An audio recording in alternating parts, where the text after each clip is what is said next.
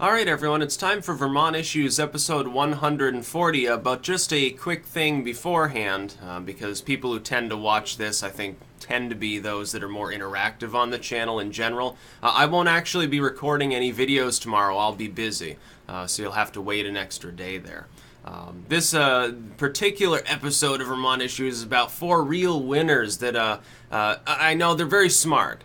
Because smart people, they go right next to a police station and then they proceed to try to sell cocaine to people. And that's what these individuals actually tried to do here. Now, look at the article, of course, archived link in the description.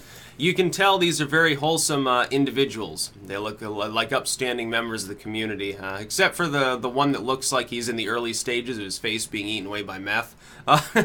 So it's possibly a problem.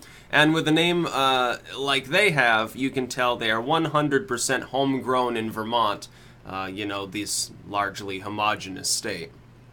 I'm sure that they're not from New York City, and that they're middlemaning for some sort of criminal syndicate. For some odd reason, there's never any seeming cooperation between state agencies, to the point where we can actually crack down on this shit. I'm not exactly sure why. This isn't like someone selling a dime bag. They're like, yeah, man, smoke up. This is a coke sale, and, it's a little bit different. Hard drugs are a bit different from, like, the weed and psychs you typically associate with Vermont.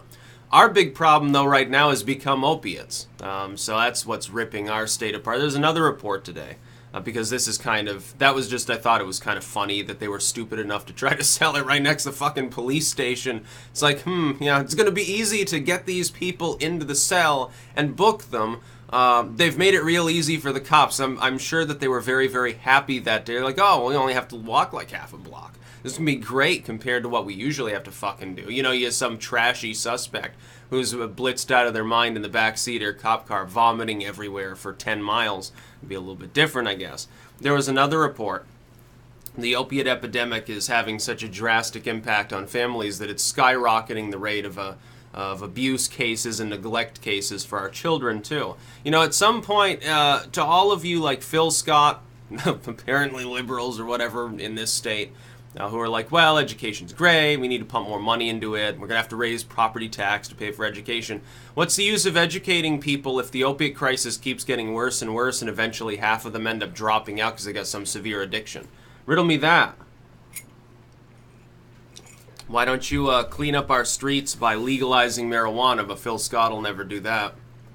You could give every child in Vermont non-stop access to marijuana, and their grades would be higher than if they get all pilled up. Hell, maybe they'd go up anyway. Half of these kids are smoking it by the time they're in the end stages of high school and going off to college. They've at least tried it for the most part. I was a latecomer to it, honestly. I think I was like, 20 before I even saw marijuana. So, that's relatively late. Then again, I was also, I think, 20 before I ever had any alcohol. A lot of people start way earlier than that on that token.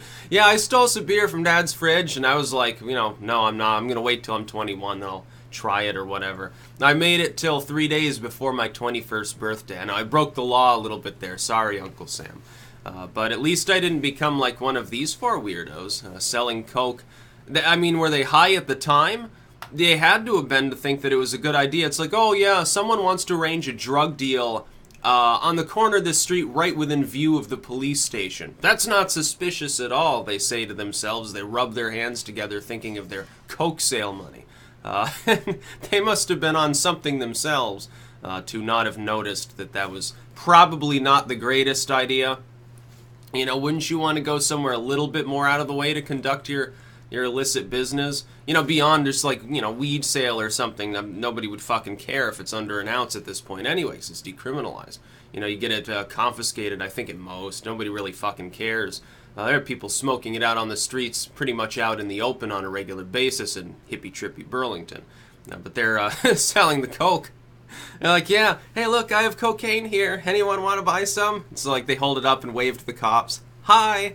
It's just, it must be total morons. That's about all. Peace out.